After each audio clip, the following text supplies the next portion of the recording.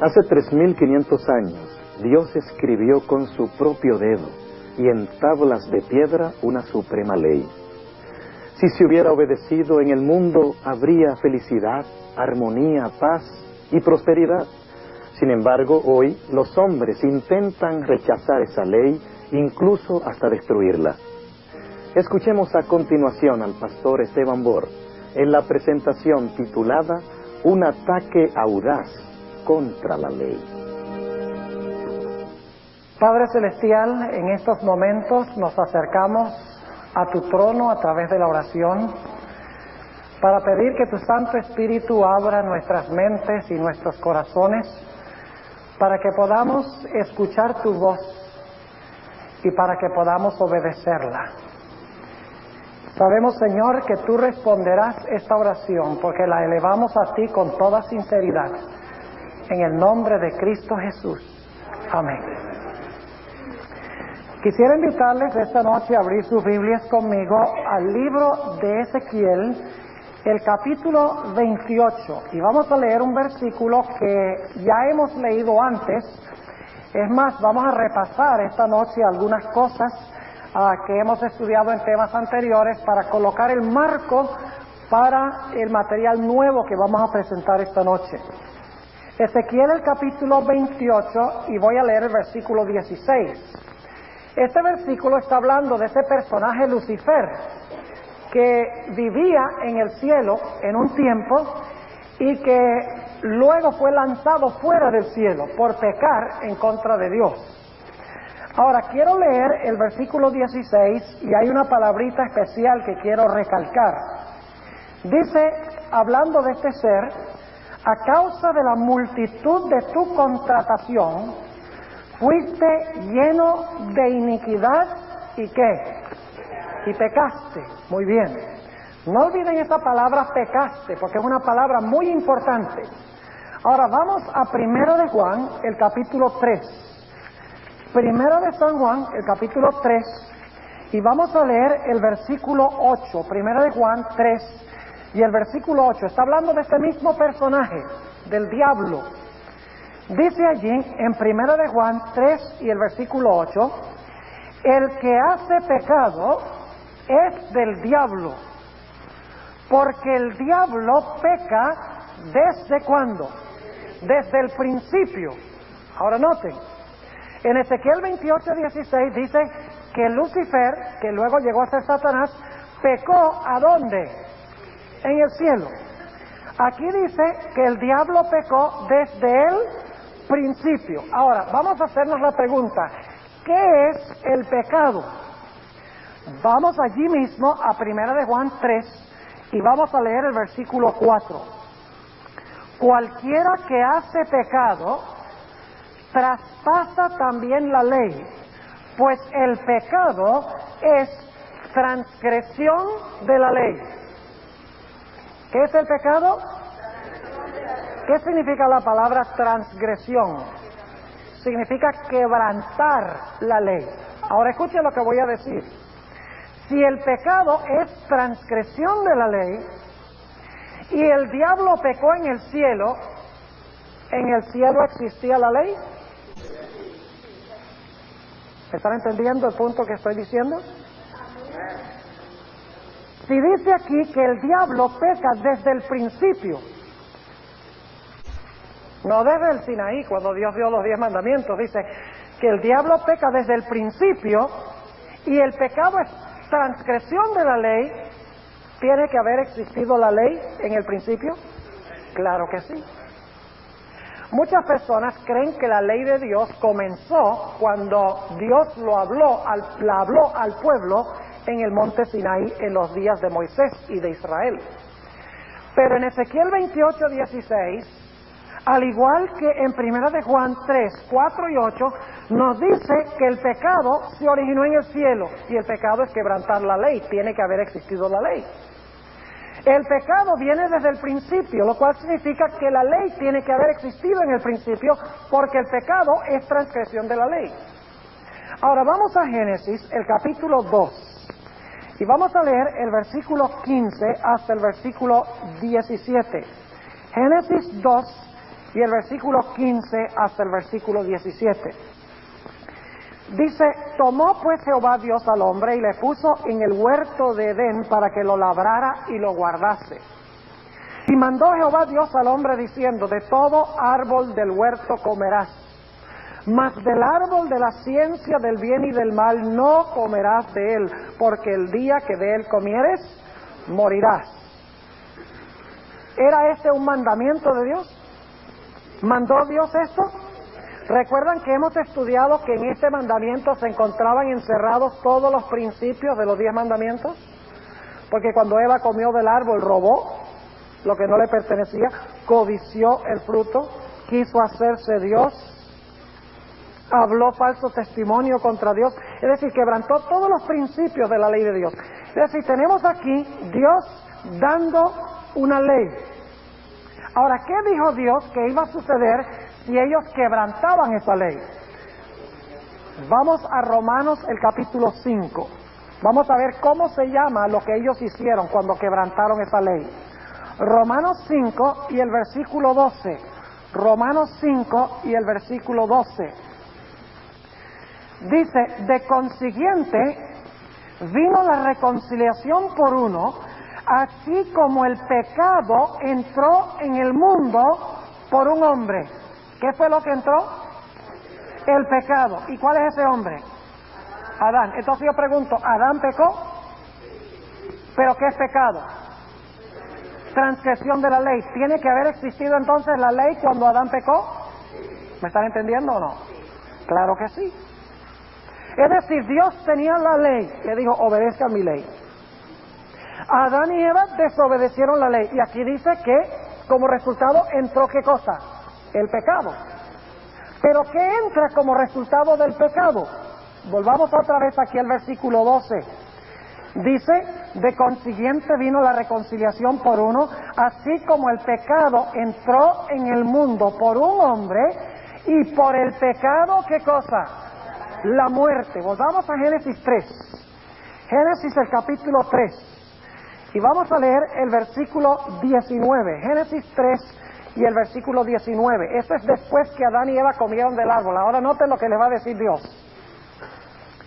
En el sudor de tu rostro comerás el pan hasta que vuelvas a la tierra, porque de ella fuiste tomado, pues polvo eres y al polvo serás tornado. Noten entonces que Dios tenía su ley. Le dijo a Adán y Eva que obedecieran su ley. Cuando ellos desobedecieron la ley, eso es lo que la Biblia llama pecado. Y el resultado del pecado es ¿qué cosa? La muerte. ¿Están entendiendo lo que estamos estudiando? Ahora, ¿quería Dios que el hombre muriera? Dios no quería que el hombre muriera. Dios quería salvar al hombre, pero yo les pregunto, ¿la ley exigía la muerte del pecador? Sí, porque la paga del pecado es muerte, según había dicho Dios. Pero Dios quería salvar al hombre de la muerte. Ahora, ¿qué podía hacer? En Génesis 3:21 tenemos la respuesta. Note lo que dice Génesis 3:21. Y Jehová Dios hizo al hombre y a su mujer túnicas de pieles y vistiólos. ¿Qué les hizo Dios a Adán y Eva para cubrir la vergüenza de su desnudez? Túnicas de pieles. ¿Qué tuvo que suceder para que Dios pudiera conseguir esas pieles? Tuvo que morir un animal. Es decir, Dios le estaba diciendo a Adán y Eva, ustedes han desobedecido mi ley. Eso es pecado. Como han pecado, deben morir. Pero ese mismo día que debían morir, el Señor Jesucristo en el cielo se presentó delante de su Padre, y eso lo sabemos porque dice en Apocalipsis 13:8 que Cristo es el Cordero de Dios inmolado desde la fundación del mundo. Es decir, el mismo día que el hombre pecó, el Señor Jesucristo se presentó ante su Padre y le dijo, Padre, el hombre debe morir porque ha quebrantado mi ley, pero yo voy a venir al mundo y yo voy a cargar sus pecados y yo voy a pagar la muerte que él debe sufrir. Es decir, que ese día cuando se sacrificó el cordero, Se estaba anunciando en la tierra de que el verdadero Cordero en el cielo había ofrecido su vida en lugar de la vida del pecador. Ahora yo pregunto, ¿es eso lo que se llama la gracia? ¿Es eso la gracia? Entonces mi pregunta es, ¿en el libro de Génesis tenemos ley y gracia? Hay muchas personas hoy en día que dicen, bueno, el Antiguo Testamento era ley y el Nuevo Testamento es gracia. Pero ¿saben ustedes que en el Antiguo Testamento hay gracia y en el Nuevo Testamento hay ley? En el Antiguo Testamento hay ley y gracia y en el Nuevo Testamento también hay ley y gracia. No podemos decir que en el Antiguo Testamento era pura ley y ahora es pura gracia, porque ya hemos visto que cuando el hombre desobedeció la ley, pecó, debía morir, en lugar del hombre murió un cordero. Eso es la gracia que viene cuando el hombre acepta a Cristo como el Salvador de su vida. Ahora, hay mucha confusión en cuanto a este tema de la ley y la gracia, y necesitamos entender este tema. Déjenme decirles que la Biblia aparentemente, y subrayo esa palabra, aparentemente, la Biblia se contradice cuando habla de la salvación. Y recuerden que dije aparentemente, porque la Biblia no se contradice. La contradicción la tenemos solamente en nuestro cerebro. Son nuestras limitaciones de nuestra mente la que no nos permite entender. Pero la Biblia no se contradice, pero aparentemente la Biblia, cuando habla de la salvación, como que dice una cosa y luego dice otra cosa. Déjenme darles una ilustración. En el libro de Efesios, el capítulo 2 y el versículo 8 y 9, no necesitan buscarlo, nada más lo voy a mencionar, porque ustedes van a recibir una copia completa del tema esta noche, pueden buscar todos los versículos. Pero en Efesios 2, 8 y 9 dice, porque por gracia sois salvos a través de la fe. Y esto no de vosotros, mas es don de Dios, no por obras para que nadie se gloríe. Es decir, allí dice que la salvación es por gracia a través de la fe. Pero el problema es que Apocalipsis 22 y el versículo 12 dice que cuando Cristo venga, recompensará a cada uno según fueren sus obras. Entonces se dice, bueno, si somos salvos por gracia, ¿por qué Dios nos va a juzgar por nuestras obras? Aparentemente hay una discrepancia. Pero el panorama se complica más. Porque el apóstol Pablo dice en Romanos 3:28, concluimos pues que el hombre es justificado por la fe sin las obras de la ley. Pero el problema es que el mismo apóstol Pablo en Romanos 2, 7 y 8 dice, no son los que oyen la ley, sino los que hacen la ley, los que serán justificados. Entonces dice, bueno, dice, somos justificados por fe sin las obras de la ley, y entonces en el capítulo anterior dice, no son los oidores, sino los que hacen la ley, los que serán justificados. Pero el panorama se complica más todavía. Porque encontramos que el apóstol Pablo, cuando dice que el hombre es justificado por fe sin las obras de la ley, en Romanos 4, el apóstol Pablo usa el ejemplo de Abraham para comprobar su punto. Dice, porque nuestro padre Abraham fue justificado por fe y no por obras. Pero lo interesante es que Santiago 2, que también es un libro de la Biblia, Santiago dice, ¿no fue justificado nuestro padre Abraham por obras cuando ofreció a su hijo sobre el altar?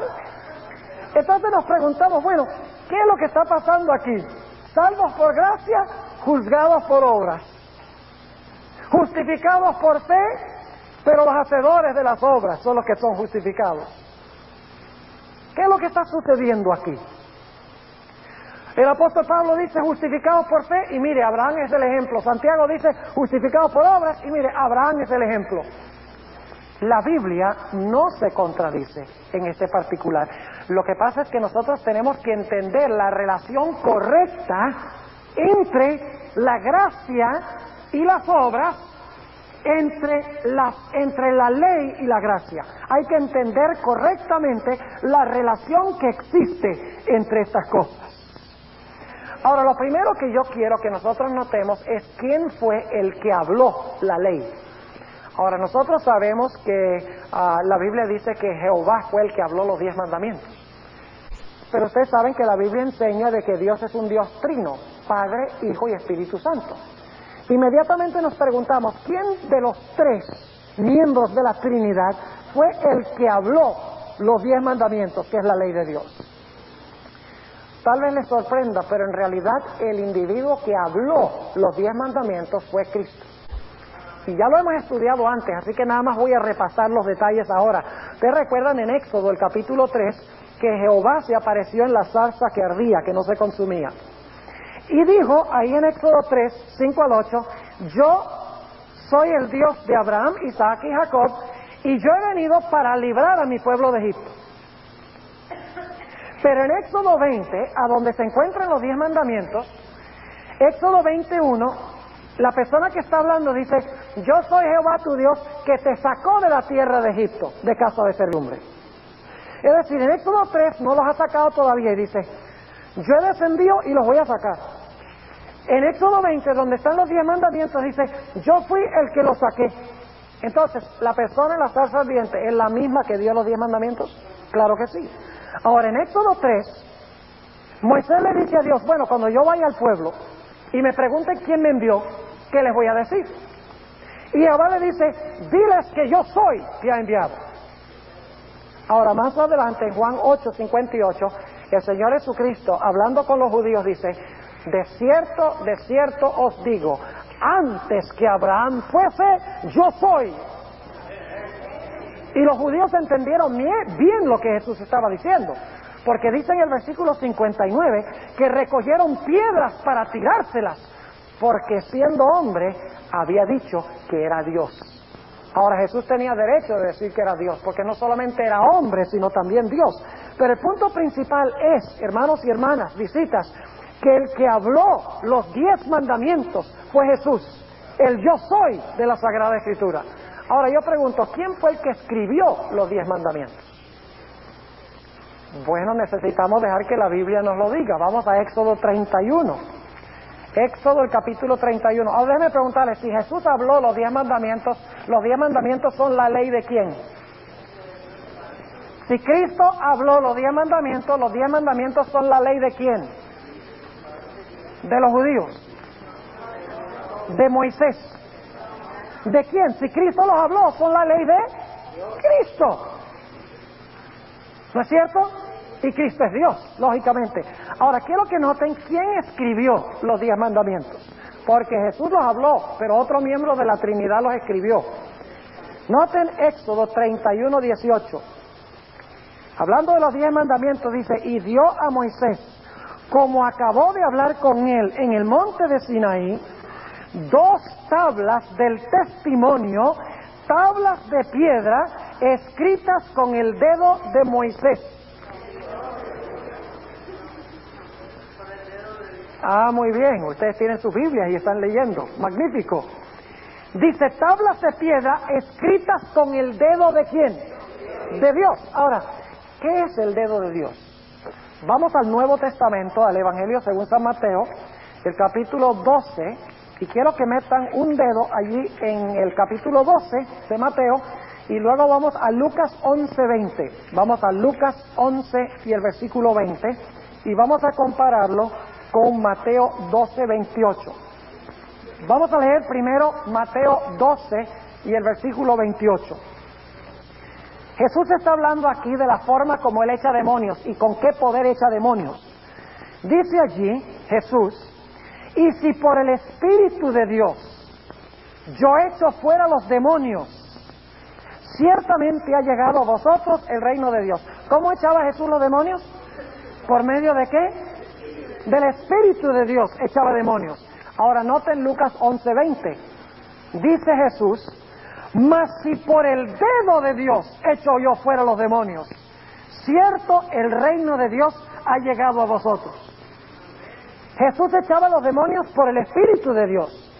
Pero en Lucas 11:20 dice que echaba los demonios por el ¿qué? Por el dedo de Dios. Entonces pregunto, ¿qué es el dedo de Dios? Es el Espíritu de Dios. Si los 10 mandamientos fueron entonces escritos por el dedo de Dios, ¿quién fue el que escribió los 10 mandamientos? Fue el Espíritu Santo. Por eso es que el apóstol Pablo dice en Romanos 7 y el versículo 14, la ley es espiritual. Porque la ley fue escrita en tablas de piedra por el Espíritu Santo. Y dicho sea de paso, por eso es que en el libro de Éxodo dice que los 10 mandamientos fueron escritas con letras ¿de qué? De fuego, dice allí. Ahora, ¿por qué de fuego? ¿Qué representa el fuego en la Biblia? Ustedes recuerdan en el día de Pentecostés, cuando descendió el Espíritu Santo, dice que se vieron como lenguas ¿de qué? De fuego. Por eso los 10 mandamientos fueron escritas con lenguas de fuego o con letras de fuego, porque el Espíritu o el dedo de Dios estaba escribiendo los 10 mandamientos. Es decir, los 10 mandamientos son la ley de Cristo y son la ley del Espíritu Santo, según la Sagrada Escritura. Ahora, quiero preguntarles, ¿ustedes creen que la ley es buena? ¿Cuántos de ustedes creen que la ley es buena? Que los 10 mandamientos son buenos.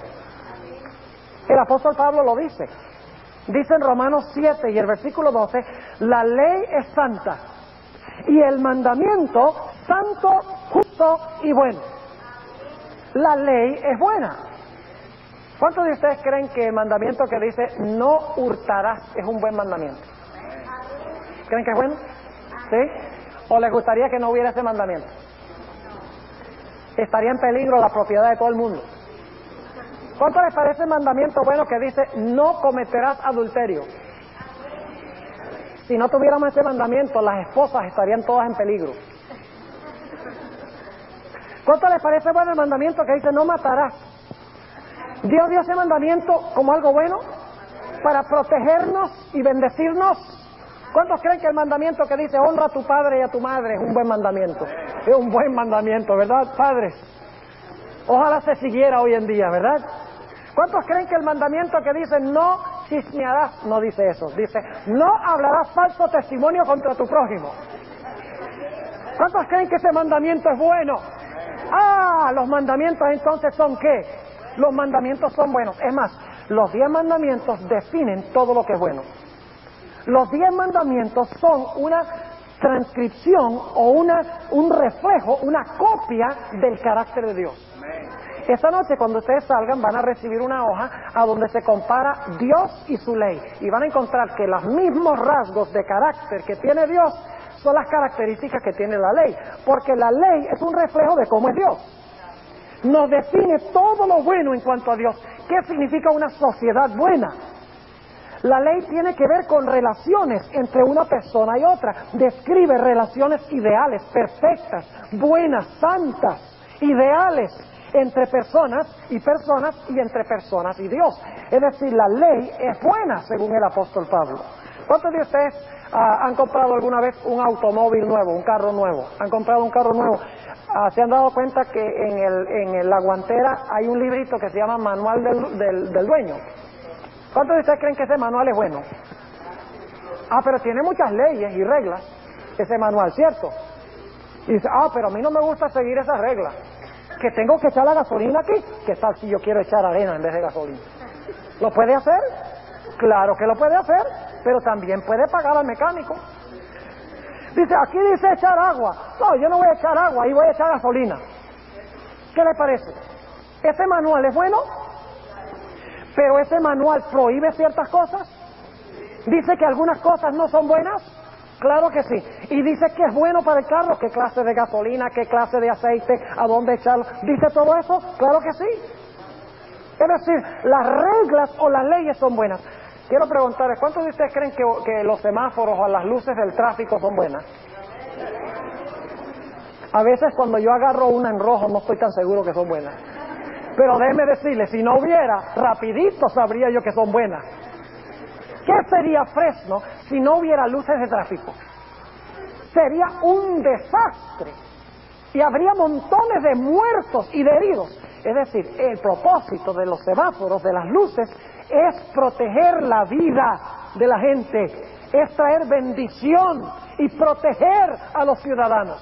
¿Cuántos de ustedes les gustaría que en los Estados Unidos se eliminaran todas las leyes que hay? Dice, oiga, pastor, sería esto un desastre completo. Sí, porque la ley es buena. La ley es santa, la ley es justa, la ley es como es Dios en su carácter. Y eliminar la ley sería como eliminar a Dios.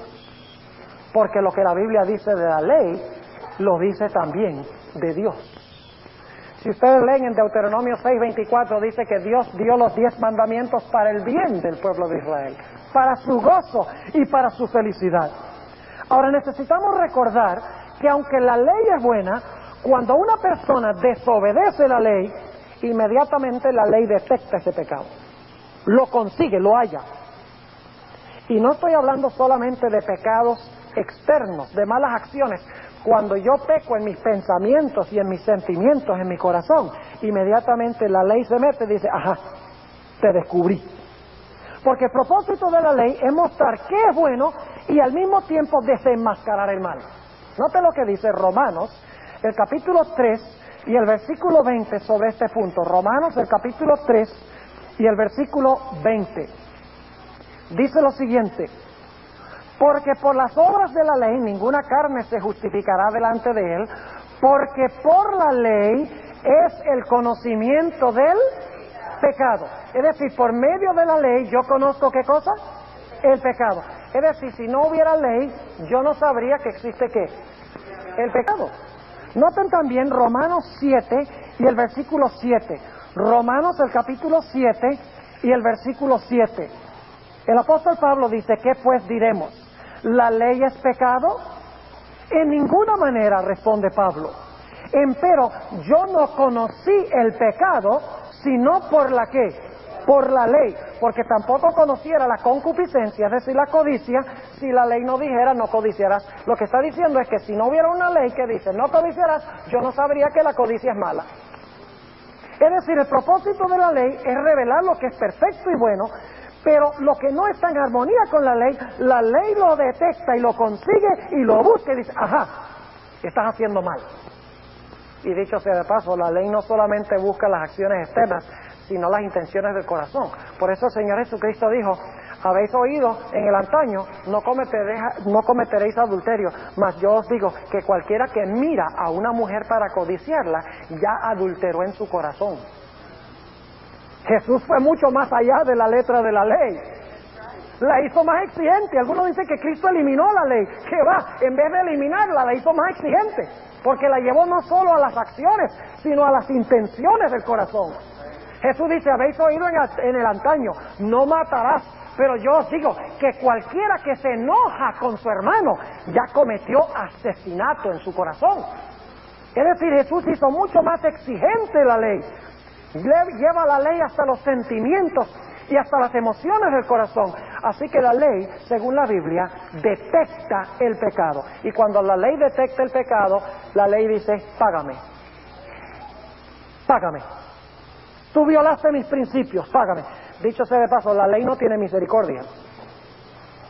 No es el trabajo de la ley tener misericordia. El trabajo de la ley es mantener lo que es puro, santo y bueno y detectar y condenar todo lo que es malo. Ese es el propósito de la ley. La ley no lo puede salvar a usted, no puede tener misericordia con usted. El propósito de la ley es detectar el pecado y cuando lo detecta dice, ajá, pecaste, ahora págame. ¿Y cuál es la única forma que nosotros podemos pagarle a la ley por haberla quebrantado? Noten Romanos el capítulo 6 y el versículo 23.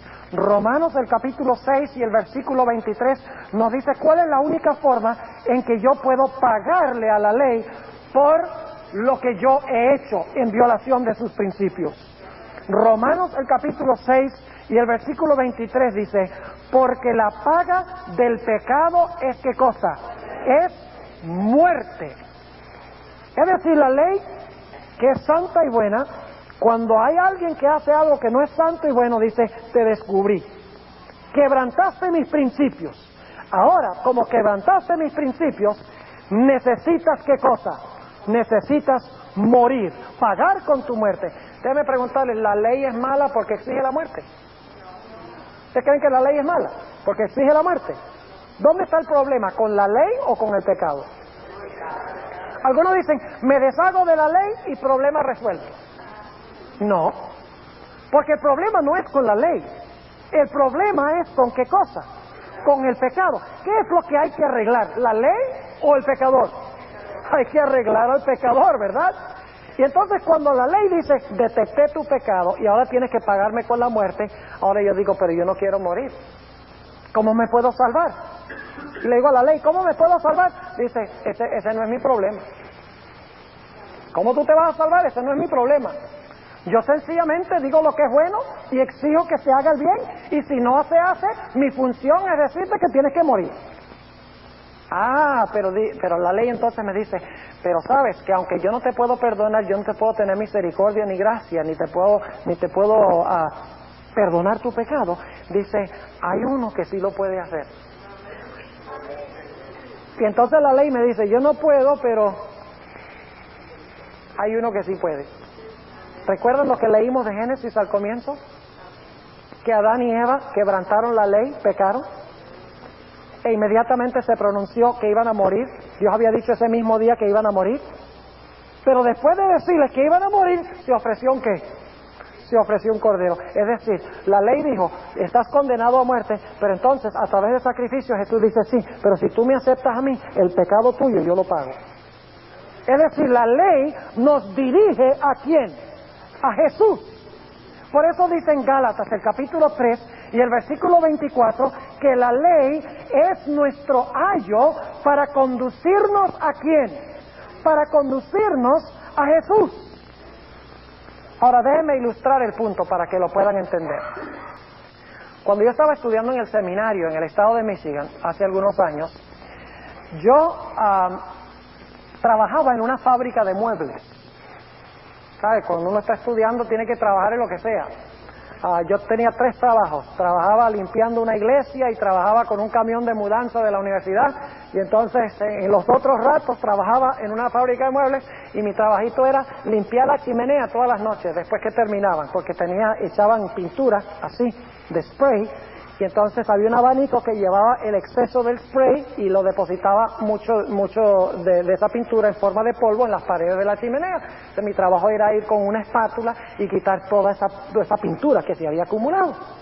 Y bueno, fui el primer día, me puse el traje verde que ellos tenían ahí de trabajador, me subí, empecé a quitar todo eso, llegué hasta arriba, quité toda la pintura, me bajé, ya era más o menos de nochecita y ni siquiera se me ocurrió ir al baño a ver cómo me veía después de eso.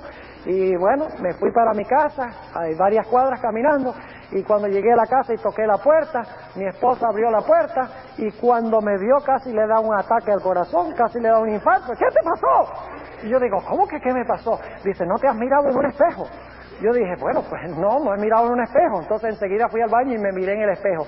Y saben que, con la excepción de mis ojos y mis dientes, todo lo demás era negro, como un carbón de negro. Y yo dije, oiga, yo caminé hasta mi casa, así. ¿Qué habrá pensado la gente que me vieron? Ahora, déjeme preguntarles, ¿ustedes creen que el espejo me estaba diciendo la verdad?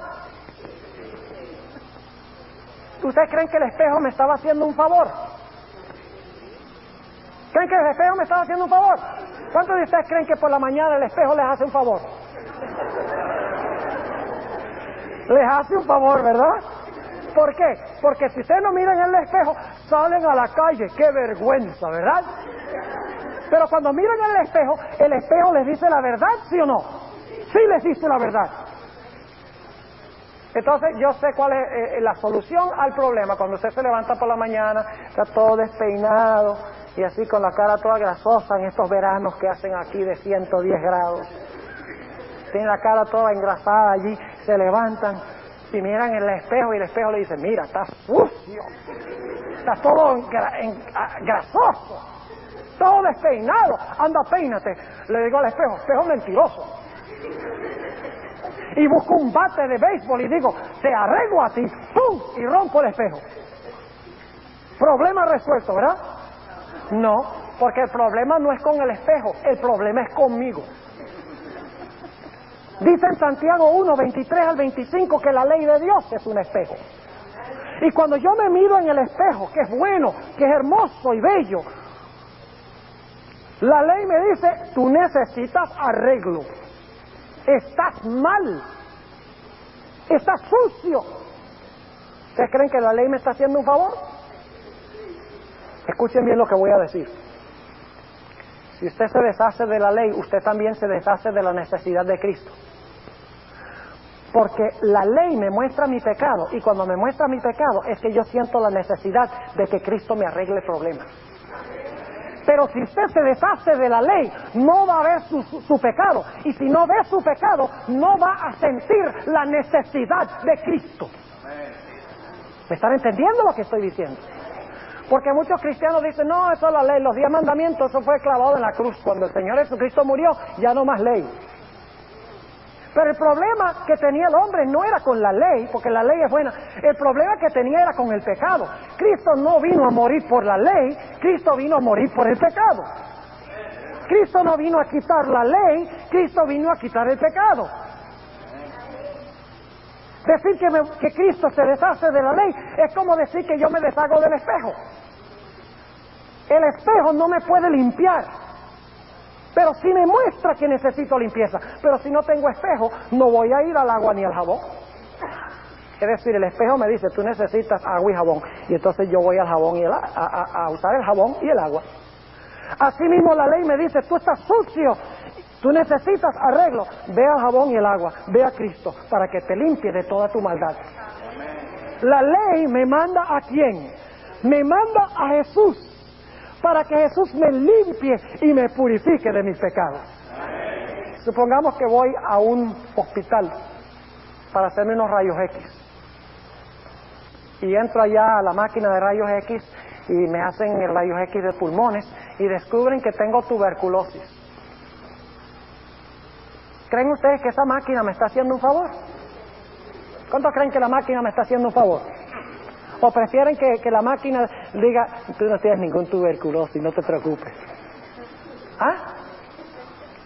¿Cuántos van a ir a un médico para que le curen de tuberculosis si no saben que tienen tuberculosis? Nadie. Nadie va a ir a buscar un remedio para una enfermedad que no sabe que tiene.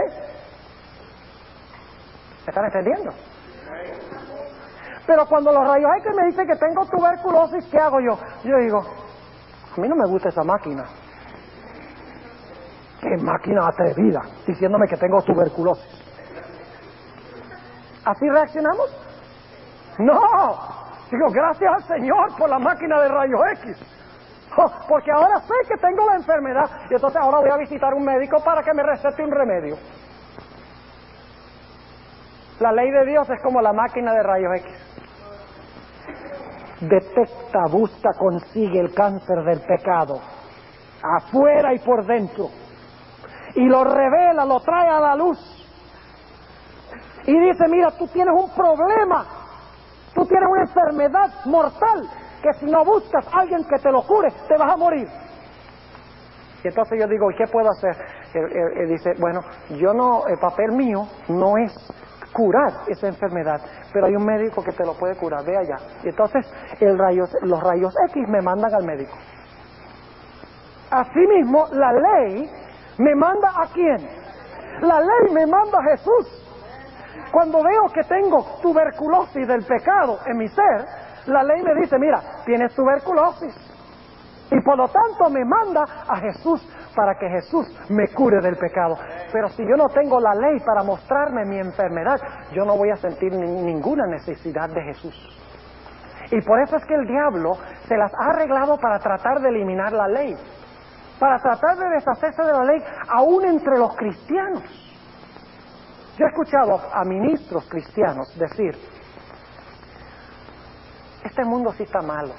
Fíjense, tanto crimen, tanto sexo ilícito, tanta pornografía, tanta maldad, tantas drogas, videos malvados, llenos de violencia. Qué lindo sería si el mundo viviera por los 10 mandamientos. Pero solamente unos pocos minutos más tarde, hablando con ese mismo pastor, dice, no, el cristiano no tiene que guardar la ley porque la ley fue clavada en la cruz. Nunca he podido entender cómo pueden decir que ojalá pudiera todo el mundo observar la ley de Dios y luego decir que la ley de Dios ha sido eliminada en la cruz. ¿Para qué Cristo iba a eliminar una ley buena? El que hay que arreglar, el que hay que enderezar no es la ley buena, santa, justa. El que hay que enderezar es ¿quién? Soy yo, el pecador. El problema es con el pecado. Noten que no dice la Biblia, porque la paga de la ley es muerte. Dice, la paga del ¿qué? Del pecado es muerte. Lo que hay que arreglar entonces es ¿qué cosa? Hay que arreglar el pecado. Déjenme darles otra ilustración. Supongamos que una vez yo estoy andando por esta calle, la First, aquí, 70 millas por hora. Por allá arriba, llegando a Ashland, me para un fiscal, policía, y dice, ¿sabe usted que estaba corriendo a 70 millas por hora en una zona de 40? Y yo digo, bueno, sí, no, estaba como distraído, no me había dado cuenta. Dice, ay, señor fiscal, por favor, perdóneme. Le dice, no, yo no lo puedo perdonar, porque usted ha quebrantado la ley, y la ley exige que usted pague una multa. ¿Tiene razón el fiscal en decir eso? ¿Tiene razón? Puede ser que a usted no le guste ese fiscal, pero ese fiscal está haciendo lo que debe. Está exigiendo que se le pague la transgresión de la ley. Ahora supongamos, y esto no pasa en la vida real, es una ilustración. Supongamos que el fiscal dice, mire señor Bor, porque tiene mi licencia, dice, ¿usted está arrepentido por lo que hizo? Sí, yo reconozco que no debería haberlo hecho. ¿De verdad está triste por lo que ha hecho? Sí, señor fiscal, estoy muy triste por lo que he hecho. Dice, ¿sabe que yo no le puedo perdonar la multa? Porque si le perdono la multa, entonces la ley no recibe su justo pago. Yo le digo, yo sé, señor fiscal, yo tengo que pagar la multa. Él dice, yo voy a hacer algo. Yo veo que usted está triste y arrepentido por lo que hizo. Yo voy a ir a la jefatura y yo le voy a pagar la multa. Ahora, eso no pasa en la vida real. Pero mi pregunta es esta. Si el policía va y paga ¿la multa quedó paga? Claro que sí, pero no la pagué yo. Así la ley me dice, tú has quebrantado mis principios y mereces la muerte. Pero Jesús dice, esa muerte la pago yo. Así el pecado queda pago, pero el que pagó no fui yo, sino que fue Jesús. Eso es lo que se llama en la Biblia gracia. Ahora supongamos que el siguiente día yo estoy bajo la gracia, aleluya, estoy bajo la gracia, y me monto otra vez en la First Street, y ahora estoy subiendo y digo 90 millas por hora, ¡rum!, a toda velocidad, y por allá cuando estoy, ya esta vez llegué un poquito más al norte, ya estoy más al nortecito de Shaw, y el mismo fiscal me para y me dice, llega a la ventana y me pide la licencia. Usted no es el mismo que yo paré aquí ayer andando 70. Y con una sonrisa de oreja a oreja le digo, el mismo. Y el fiscal dice, el policía dice, oiga, ¿y usted no aprendió nada de la experiencia de ayer? Y yo le digo, claro que aprendí que usted está pagando. ¿Qué cree usted que va a hacer ese policía? No solo me va a cobrar la multa de ese día, sino que me va a cobrar la multa del día anterior también. Es decir, porque estamos bajo la gracia, no nos da el derecho de violar la ley. Cada vez que yo voy por la First Street ahora, yo digo, no, el fiscal tuvo gracia conmigo, bueno, entonces ando a 40 millas por hora. ¿Están entendiendo lo que estoy diciendo? Es decir, que estar bajo la gracia significa que otro pagó mi multa. Pero no significa por eso que yo tengo licencia para desobedecer la ley de Dios. Ahora fíjense, cuando yo vengo a la cruz, cuando la ley me dice, tú violaste mis principios y mereces la muerte, la ley me manda a Jesús, a la cruz de Cristo. Y cuando yo veo en la cruz colgado a Jesús, veo su espalda lacerada por el látigo cruel de los romanos. Veo esas estacas en sus manos y en sus pies. Veo cómo le chorrea la sangre por el rostro, por la corona de espinas que está sobre su cabeza. Veo cómo la Biblia dice en Romanos 8:32 que el Padre no pudo ni siquiera librar a su propio Hijo de la cruz. Y oigo a Jesús diciendo, mi Padre, Dios mío, ¿por qué me has desamparado? Yo le digo a Jesús cuando vengo a la cruz, le digo, Señor, ¿por qué?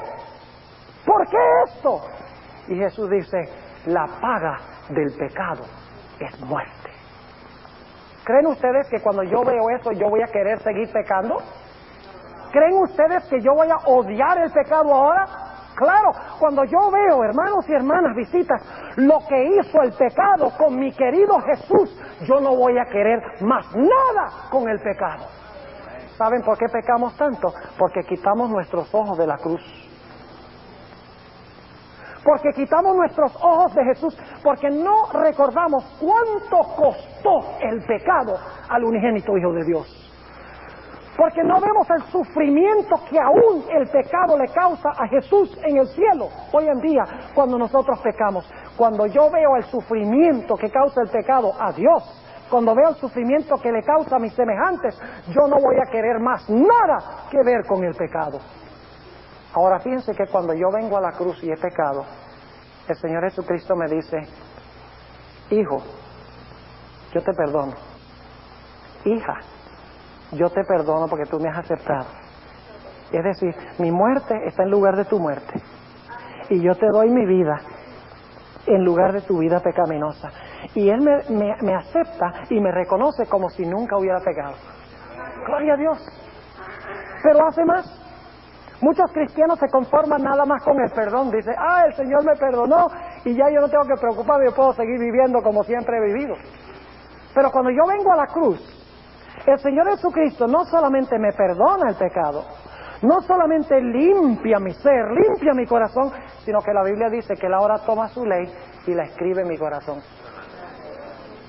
Ahora escuchen, mucha gente habla del antiguo pacto y el nuevo pacto y complican el panorama, pero el asunto de los dos pactos es muy fácil de entender. En el antiguo pacto dice la Biblia que los 10 mandamientos estaban escritos en tablas de piedra. Y el problema, si ustedes leen en Hebreos el capítulo 8, en un momento vamos a ir allí, en Hebreos el capítulo 8 dice que el pueblo de Israel no pudo obedecer los 10 mandamientos. ¿Saben por qué? Porque los 10 mandamientos estaban en tablas de piedra y ellos todo el tiempo estaban comparando su vida con las tablas de piedra. ¿O será que he hecho esto? ¿Será que no he hecho aquello? Todo el tiempo estaban comparándose con la ley en las tablas de piedra. Pero bajo el nuevo pacto, Dios toma los 10 mandamientos y lo escribe ¿dónde? ¿Los escribe dónde? Los escribe en el corazón. Mi pregunta es, ¿son los mismos mandamientos? ¿Cambian los mandamientos? No, lo que cambia es el lugar a donde están escritos. ¿Entiendan bien? No cambian los mandamientos, sino que Dios, en vez de tomar los mandamientos y ponerlos en tablas de piedra, donde yo todo el tiempo estoy comparando para ver si estoy alcanzando la estatura y la medida, Dios dice: no, yo tomo mi ley y la pongo en tu corazón. Y entonces ahora, como está en tu corazón, tú vas a hacer automáticamente lo que es agradable delante de mis ojos. Como dice en el Salmo 40 y el versículo 8, dice: me deleito en hacer tu voluntad, tu ley está escrita en mi corazón. Cuando Cristo nos perdona y nos limpia, nos regenera, entonces Él dice: yo también quiero escribir mi ley en tu corazón, mis mandamientos en tu corazón, y toma los mandamientos y los escribe, ya no en las tablas de piedra, sino en las tablas del corazón, y ahora yo automáticamente hago lo que Dios quiere que yo haga. Note lo que dice en el libro de Hebreos. El libro de Hebreos, el capítulo 8, vamos a leer en cuanto a esta hermosa promesa de Dios. Hebreos, el capítulo 8, y vamos a leer empezando en el versículo 7. Hebreos, el capítulo 8 y el versículo 7. Dice: porque si aquel primero, es decir, el primer pacto, fuera sin falta, cierto no se hubiera procurado lugar de segundo, es decir, otro pacto. Porque reprendiéndolos dice: he aquí vienen días, dice el Señor, y consumaré para con la casa de Israel y para con la casa de Judá un nuevo pacto. ¿Qué promete Dios? ¿Un nuevo qué? Un nuevo pacto. Y ese nuevo pacto ya no hay ley, ¿verdad? Ese nuevo pacto ya Dios se deshizo de la ley y botó los 10 mandamientos. No. Note lo que sigue diciendo, versículo 9. No como el pacto que hice con sus padres, el día que los tomé por la mano para sacarlos de la tierra de Egipto, porque ellos no permanecieron en mi pacto. ¿Cuál fue el problema? ¿Con el pacto o con ellos? Con ellos, muy bien. Versículo 10. Por lo cual este es el pacto que ordenaré a la casa de Israel después de aquellos días, dice el Señor. Daré mis leyes en el alma de ellos y sobre el corazón de ellos las escribiré, y seré a ellos por Dios, y ellos me serán a mí por pueblo. ¿Qué promete Dios hacer? Tomar su ley y ponerla ¿dónde? Ponerla dentro de nuestro corazón, escribirla en el corazón del hombre, para que entonces hagamos lo que es agradable a Dios, no porque estamos obligados, no porque estamos comparando nuestras vidas con unas reglas en unas tablas de piedra, sino porque queremos hacerlo, porque la ley está escrita en el corazón y en el alma. Es decir, los mandamientos no cambian, son los mismos mandamientos, pero están escritos en un diferente lugar. ¿Entiende lo que estamos diciendo? Ahora, algunas personas dicen, bueno, pastor, ¿pero acaso el Señor Jesucristo no dijo que había ahora nada más 2 mandamientos? Amar a Dios y amar al prójimo. Jesús dijo que en esos 2 mandamientos se resumía toda la ley y los profetas. Un resumen no elimina la formulación mayor de algo, ¿verdad? Por ejemplo, si yo digo, yo tengo 10 puntos y esos 10 puntos los voy a resumir en 2, ¿el resumen de los 2 elimina los 10? Claro que no. Sencillamente, ustedes saben que los 10 mandamientos estaban escritos en ¿cuántas tablas? 2 tablas. ¿Saben por qué? La primera tabla tiene que ver con nuestro deber para con Dios, y la segunda tabla tiene que ver con nuestro deber para con nuestro prójimo. Es decir, la primera tabla define y explica lo que es amar a Dios, y la segunda tabla define lo que es amar a nuestro prójimo. Si usted ama a su prójimo, si usted ama a sus padres, que es su prójimo también, no los va a deshonrar. Si usted ama a su prójimo, no lo va a matar. Si usted ama a su prójimo, no va a adulterar con su esposa. Si usted ama a su prójimo, no va a hablar falso testimonio. Si usted ama a su prójimo, no va a robar lo que es de él. Si usted ama a su prójimo, no va a codiciar. Si usted ama a Dios, no va a tener otros dioses. Si usted ama a Dios, no va a tener ídolos de ese Dios. Si usted ama a Dios, no va a usar su nombre en vano. Es decir, que en esos 2 grandes mandamientos se hayan resumidos los 10. Por eso el apóstol Pablo, en Romanos 13, 8 al 10, cita los últimos 6 mandamientos y dice, en estos mandamientos todos se resumen en uno: amarás a tu prójimo como a ti mismo. Y dicho sea de paso, cuando Jesús dio esta instrucción de que había 2 mandamientos grandes, ¿saben lo que dijo el que le había hecho la pregunta, que era un buen judío, un escriba judío? Le dijo a Jesús, has contestado bien. Si él hubiera pensado que Jesús estaba eliminando los 10 mandamientos, un escriba judío nunca hubiera dicho, has respondido bien. Pero él entendía que Jesús estaba resumiendo los 10 mandamientos. Pero algunos dicen, bueno, pastor, ¿acaso Jesús no abolió y eliminó la ley? En Mateo 5, 17 y 18 dice, hasta que pase el cielo y la tierra, Jesús hablando, ni una jota, ni una tilde perecerá de la ley. Algunos dicen, pero Jesús no los cambió. En el Salmo 89 y el versículo 34 dice Jehová, no alteraré mi pacto, ni cambiaré lo que ha salido de mis labios. Y los 10 mandamientos salieron de sus labios. Algunas personas dicen, bueno, pastor, si guardo nada más 9, debe ser suficiente, 90%. Santiago 2, 10 al 12 dice, porque el que guardare toda la ley y ofendiere en un punto, se hace culpable de todo. Nuestro Dios no es un Dios que acepta estilo cafetería. ¿Entiende lo que quiero decir por estilo cafetería? Usted pasa por la línea de la cafetería y escoge esto, no le gusta aquello. Entonces algunos con los mandamientos dicen, a mí me gusta este, y me gusta este, y me gusta este. Pero aquel no me gusta. Dios no está en el negocio de la cafetería. O es todo con Dios, o es nada. Algunos dicen, bueno, pastor, pero no es suficiente el amor. ¿Suficiente amar? Yo estoy de acuerdo. Pero el apóstol Pablo dice que el amor es el cumplimiento de la ley. Porque la ley define lo que es amor. Así que es suficiente amar siempre y cuando usted reconozca que el amor es cumplir los principios de la ley de Dios. Lo que pasa es que la gente concibe del amor como un sentimiento, como algo así sin definición. Pero la Biblia nos dice que el amor es el cumplimiento de la ley. Dice en 1 de Juan 2, 3 al 5, que el que dice que lo conoce y no guarda sus mandamientos es mentiroso, y la verdad no está en él. Jesús dice, si me amáis, guardad mis mandamientos. En 1 de Juan 5:3 dice, sus mandamientos no son gravosos, es decir, no son penosos, no son difíciles de guardar. Hermanos y hermanas, apreciadas visitas, el Señor nos ha dado su ley para que podamos ver la seriedad y lo terrible que es nuestro pecado. Para que vayamos a Jesús y le digamos, Jesús, el pecado te clavó allá en esa cruz. Qué terrible es el pecado, Señor. Yo odio el pecado porque te clavó allí.